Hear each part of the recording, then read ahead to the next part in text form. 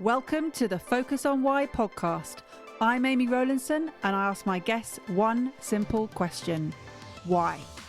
Focusing on the importance of why, I share with you the relatable, uplifting and inspiring conversations I have with people from all walks of life.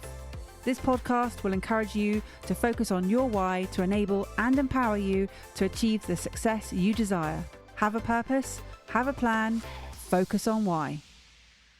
Before we get started, are you thinking of creating a podcast or are you a podcast host already? As a podcast strategist, I can help you to launch or relaunch a purposeful and profitable podcast, which will inspire, entertain, and educate a global audience. Simply book in a one-to-one call with me right now via the Calendly link in the show notes, and together we'll focus on the purpose of your podcast. Today on Focus on Why, I am joined by Lise Kaye-Bell. Welcome. Hi, how are you? I'm really well, thank you. Looking forward to our conversation on purpose and all things that's going on in your world. So why don't you share with us, what is it you're focusing on at the moment, Lise? Okay, so I write, direct and produce theatre productions on social causes, mainly around unhealthy relationships. So anything from domestic abuse, coercive control, bullying, cyberbullying, with the intention of these being delivered out in schools. I say the intention, we do deliver them out in schools, and I have a team of actors that bring my work to life. So that's what I'm working on at the moment. Now, this doesn't happen overnight. How did you get to starting this incredible piece of work? Oh God, let's go way back to 1996 when I started life out as an actor, and I toured Italy with a theatre company. And I did lots of bit parts and then realised that actually I didn't want to be an actor anymore. I was very creative. I dipped my toe in over the years, but I didn't want to do that anymore. I then ended up in 25 years in corporate leadership development and coaching. And then in 2016, my life pretty much fell apart as a result of coercive controlling relationship. And from there, I was desperately trying to find me again. That built up over time. It didn't just happen in 2016. It exploded in 2016. My whole life just disappeared. So, well, what can I do? So going back to your point around finding your purpose and your why, I spent about a good 5-6 years trying to find who I was, what I wanted to do.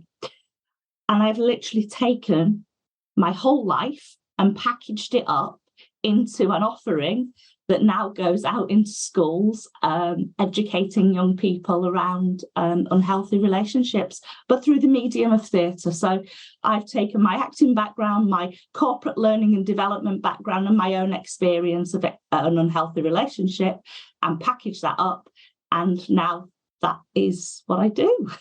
And isn't it funny? Well, it's not funny. It's just the way that it is, that all the pointers are there. They're all building towards something, but you don't know that that's what it is at the time. You just know that this is the next thing you're doing.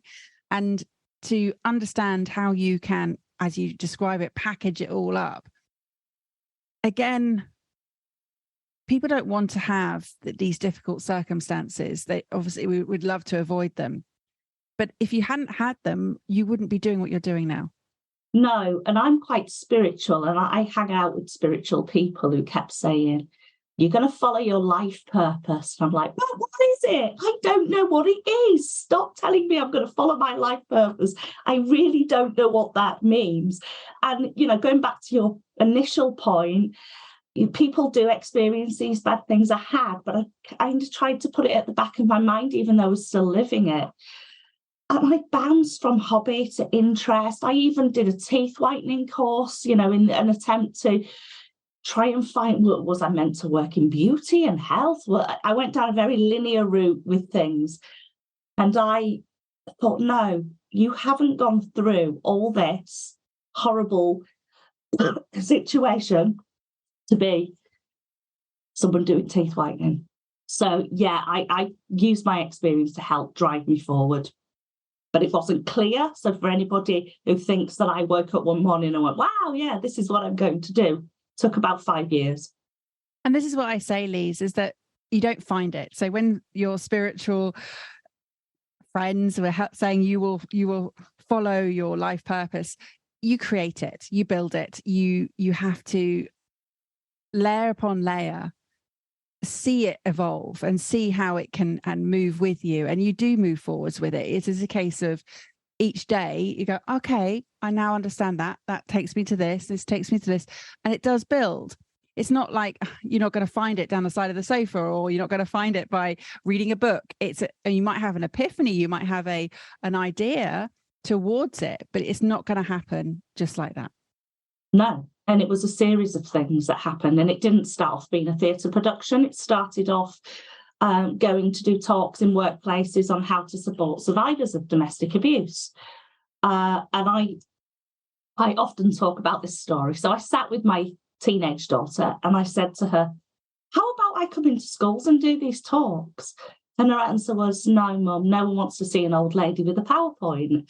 I'm known as not the old lady with the PowerPoint. Do something a bit more creative. Do something, use your acting background. So I did. And it evolved from there.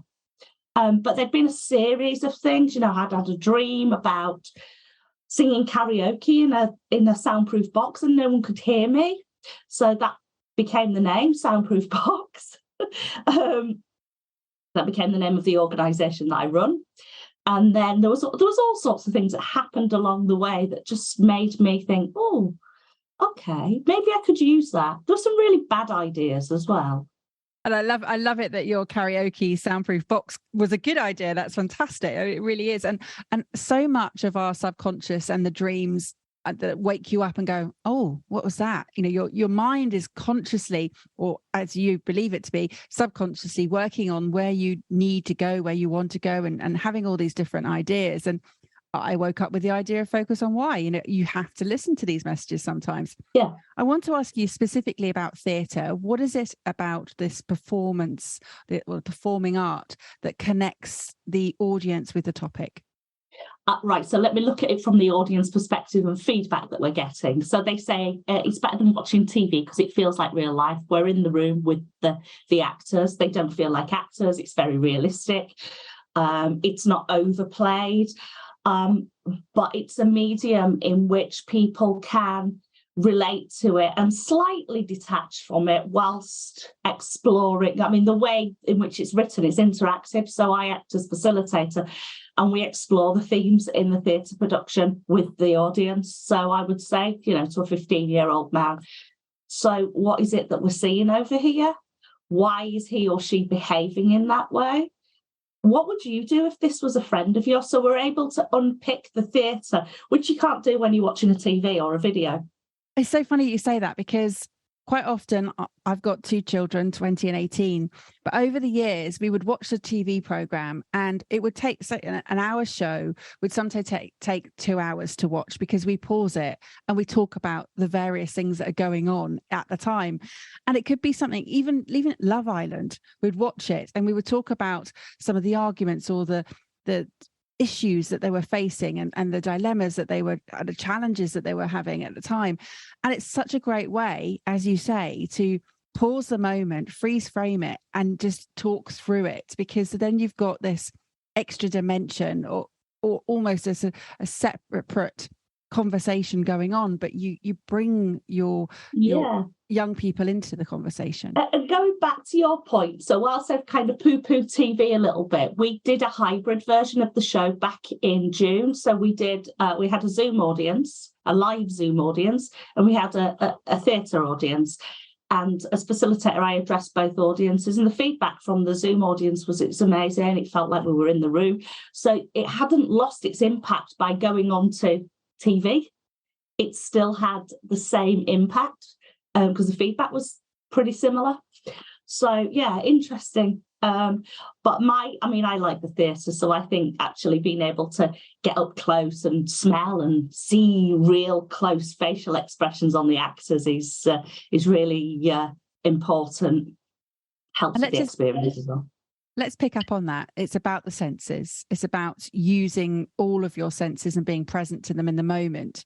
Because a lot of what happens let's talk about some of the topics, domestic abuse or cyberbullying or bullying, any of these unhealthy relationships, a lot of it is nonverbal. Yes. Yeah, there might be a smirk or the way an actor turns their body or the way they do something. Now, TV is quite close up. Theatre's even more so. You can see, especially in the audiences that we have, we tend not to have over 120, so it's still quite an intimate audience. It does work, and I should imagine it would work with a bigger audience, but it still feels quite intimate, so you can pick up on the slight move of somebody's fingertips, of their, an eye movement. All those things are being soaked up subconsciously by the audience. Tell me, Lise, what is the mission? What is the big drive here, the vision for you? I don't want the next generation of kids to go through the cycles of abuse that I'm seeing happening within adults at the moment. So it's about early intervention, preventing generational cycles of abuse, and whether that be bullying in the workplace, whether that be domestic abuse. These unhealthy relationships are filtering into all aspects of our lives at the moment. And with the overlay of technology as well, so the cyberbullying thing, I'm seeing, lots of that happening. I don't want this next generation to grow up in a world that does that. And actually, it's really interesting because we did the show at a school the other week. And we, in the coercive control show, we have a male perpetrator and a female victim. And a young guy who's probably about 13 put his hand up and said, "Miss, why isn't he just nice to her?" And I thought, that's what I want. I want all of these kids to go away and say, why is he not nice? To question that these behaviours are not right. So preventing generational cycles of abuse is my mission. And it's learned behaviour. This is not things that just come naturally to us, or is it? No, it's a choice. So I always say we do a scene called hot seating at the end, where they get inside the character's head, so they get to interview them. And what we find out in the coercive control one is that the male perpetrator has come from a family where violence has been acceptable, that he had a father that was quite controlling. It's been normalised and naturalised. However, and the audience will say, well, he's come from a bad background, that's it's terrible. But that's at the point that as facilitator, I'll say abuse is a choice. This guy's got enough influence from school, from other friends, from friends' families, to know that what he's doing is wrong. So it is natural, but it's also a choice. And if someone likes power and they get a taste of that power, it can go down a very, very dark route. What I'm trying to do is prevent that happening at an early stage, so we can get young people at 13, 14, 15. I use the word people because there are female perpetrators in coercive control as well, to educate them around right and wrong and look at calling out behaviours. I think we're onto something here. Peers are a really key part as well when you're working with young people. They listen, they're bound to listen to their teenage friend more than their mum and dad. I get it. And I understand that you're trying to nip it in the bud by getting there before it's happening, or before it develops to a point of no return. What about the current generations where this is happening? Is that not your audience, or is it you're trying to get in sooner? Well, they are our audience. They're a developing audience at the moment. So that will manifest itself in different ways. So you may have domestic abuse manifesting itself, in the home. But then you've got things like toxic work cultures that are the same characteristics that are happening across working environments. You've got bullying happening in friendship groups. You have things on social media. So there's a bigger problem there. And we are developing some work with older people, with adults around this, and working with workplaces on psychological safety in the workplace. I also have been asked if we can go into the prisons and do some work in prisons. It's a lot harder when somebody is indoctrinated in that mindset and it's become their life to turn them around. I'll be honest. That's why my work on early intervention feels more right for me. That's not that we can't turn people around, but it is, the statistics are not great. in people turning their lives around once they've been a perpetrator of abuse. But what we can do is look at some of the, what I call the lower level things that are happening in the workplace or happening on the periphery in friendship groups, rather than the real hardline domestic abuse. I feel like I've gone around the houses to explain that situation. No, not at all. And you mentioned the comment that one of the children made, which was, why isn't he just nice to her? Is the kindness and love at the heart of this? Absolutely. Yeah, without a shadow of a doubt, this is about kindness, about love, about encouraging people to care about each other and feel that everybody has some sort of value regardless of their background. Yeah,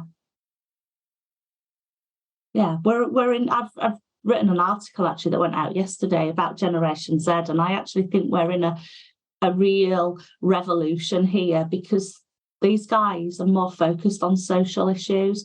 They're more concerned about things that are linked to climate change, LGBTQ rights. They're more concerned about cultural diversity, around digital mobility, and being able to speak out and feel safe to speak out. So I really think that, you know, kindness is at the heart of this. And I do think we have a generation that are coming up that want to change and at least challenge. And we've had a whole generation now live through the advent of technology. So we're seeing what the effects are on them of how to live with technology. And it's great that we can spread messages far and wide very quickly.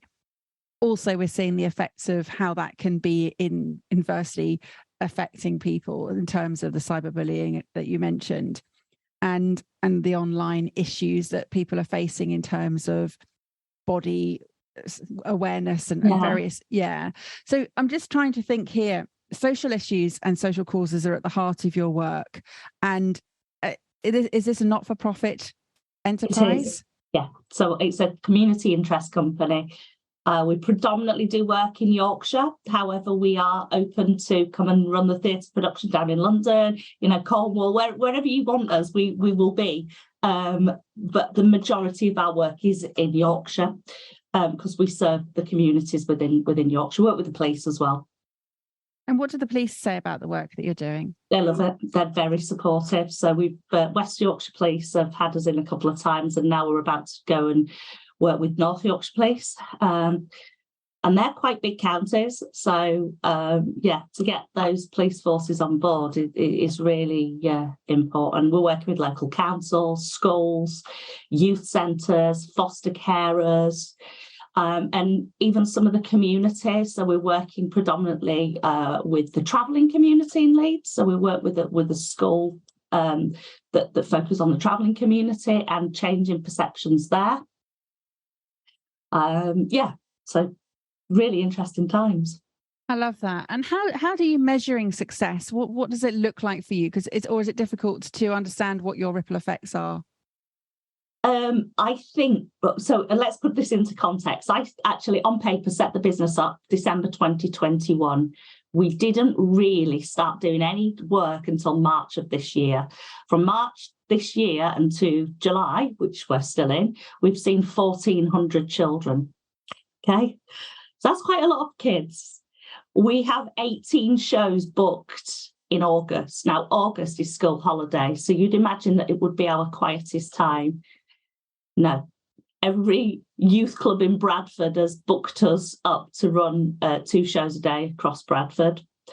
We're taking bookings for September. We've pretty much got bookings until the end of this year and some into next year. Oh, I absolutely love this. And it's just such a powerful way to transmit this incredible message that you have here. And what I love about your focus on why is just how involved it is, and that you are not that old lady with a PowerPoint, which is hysterical. And thank you to your daughter for that for that phrase, because it's so powerful, because and quite frankly, nobody needs anybody with a PowerPoint to sort of come in and talk about something, but being interactive, seeing how this plays out and how people can see how relatable it is exactly what we're looking for in this area. Yeah, and the soundproof box, all our actors are under 25. We have a board of directors that are very diverse. So we've got a lady from the Muslim community. I've got I've got 2 under 30s on the board of directors, and then a mix of the rest of us. There's 6 of us on the board at the moment. So yeah, we've got a really diverse mixed team of people, and we want to extend that. And you mentioned right at the beginning, Lise, that you write, direct and produce. Is there any scope for people to write this themselves, to send in ideas? So yes, we'd love to work with some people on this. So if anyone wants to pitch ideas to us, that would be absolutely great. One of our actors has now moved into doing some of the script writing. So we've just developed one for younger children on bullying, and it's about a group of girls that are in a football team. And rather than being called red flags, it's called red cards. So the audience have a red card and they stop the action. And that's feels more like a game. So it's interactive. They change all the scenes. It's very much like an interactive game. And we thought we could play around with that. So I'm open to any suggestions. So Katie did come to me and say, I've got this script. Can we explore it? So we're rehearsing it next week. Oh, not next week. I'm on holiday. The week after, we're rehearsing it. And we're piloting it out at a festival on the 16th of August at Hebden Bridge, which is, if anyone's watched Happy Valley, it's where Happy Valley's filmed. Wow, yeah, I have watched Happy Valley. My goodness, not much happy about that valley, I can say. No. But in terms of red flags, and let's talk about red cards and how the message there is that you get called out for your behaviour, you get called out on the pitch for any bad behaviour, and that's the same.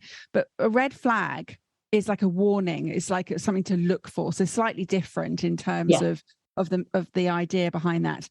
But what is it that people should be looking for or could be looking for in terms of unhealthy relationships? Okay, so there are a number of things, and I always look at the perspective if you're a parent and your teenager's in a relationship. So some of the things, are they being withdrawn? So in the show, we have a young couple. She starts off being very happy, big social group, starts to detach from friends. So that's a red flag. Drops out of uni, red flag. Starts to dress differently or think differently. So they're dressing aligned to what the perpetrator wants. There may be outbursts of anger as well as being withdrawn. So that's kind of for parents to look at. Friendships, is your friend constantly saying no, they can't go out? Or when they do go out, is their partner hanging around or constantly messaging them? Red flags. They're just a few things, but there are lots more. And in the show we do on coercive control, we do a build up. It happens in 3 stages. You've got the grooming stage, which is where they suck you in and tell you how wonderful you are, you're the best person ever, shower you with gifts. Then you've got the breakdown phase where they start to belittle you, undermine friends and family, isolate you from friends and family. And then the final stage is the escalation phase. And that might be where they're controlling your finances, taking over your life. You don't know whether you want to drink tea or coffee because someone else is deciding everything for you. And that can end in violence, can end in death, depending, on the escalation. So we've got grooming, the breaking down, and the escalation. And that's how we run the show in those 3 segments. So for anybody who is thinking, oh my goodness, that's my friend, or that's my child, that's my young adult child, what do they do? Because confronting people can actually push them further away, can't they? Yeah, tread lightly, be there. I love you. I'm here for you. Shall we talk about this? When you're ready, I'm here.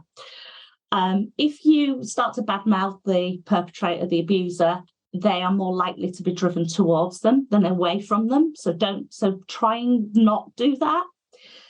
And don't get exhausted with it. This can take months, it can take years. In my case, it took years. Be there and be patient. I think that's the biggest thing. Bystander exhaustion is what I call it. So people get exhausted with your situation. Oh, I'm fed up of so-and-so, he's doing this and I can't go out without him checking my phone. Well, do something about it. They won't do something about it until they feel ready. So just creating that cocoon where they can feel they've got somewhere to go,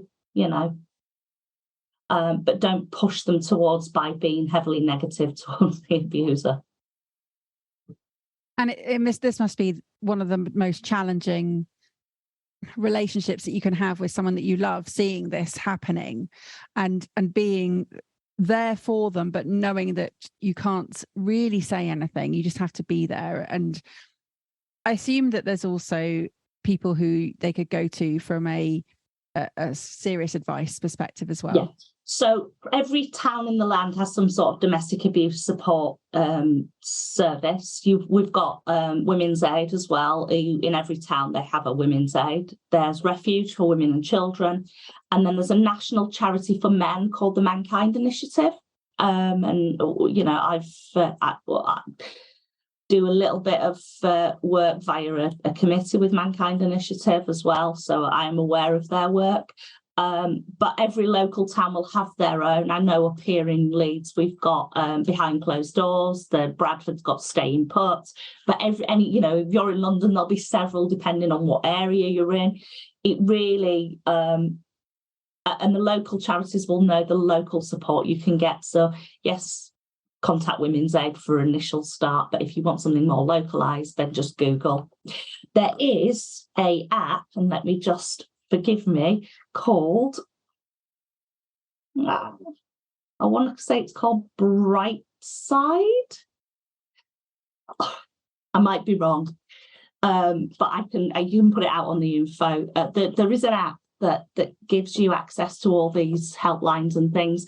But the beauty of the app is if you are still in that relationship and you've got it on your phone, when you log into it, it just shows you today's weather. You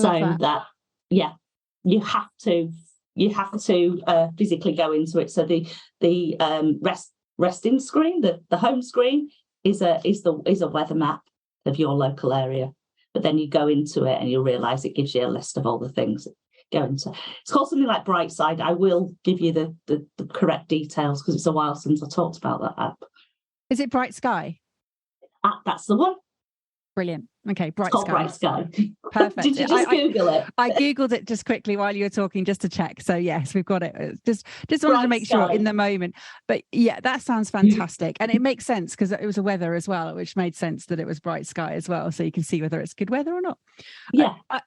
It's so important, Lise, to know that there are resources out there and to know that you're not the only person who might be going through an unhealthy relationship, to have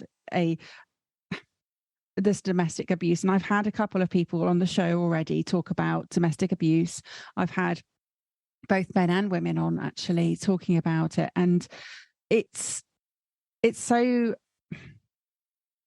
many different ways that people can come through this.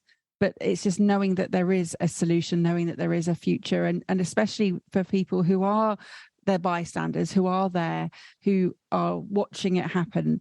And to note, when you said it could take months and years, that is a long-term commitment that you're making with a friend or with a child. Obviously, you don't want this to be going on for that long, but it could take a while to unravel it. You said yourself it took years. Yeah, absolutely. Yeah. And probably a lot longer than I personally think, because it's other people that would say, oh, that was that. But I've had 2 relationships. I've had a very violent one prior to the last one that I was in that triggered all the work that I'm doing. The one before that was very violent, and I had to do a lot of work on myself to understand why I'm going into these type of relationships. That's not blaming myself, but it's understanding what the characteristics of these people that I find attractive. And is it that you almost were blinded to it for some reason?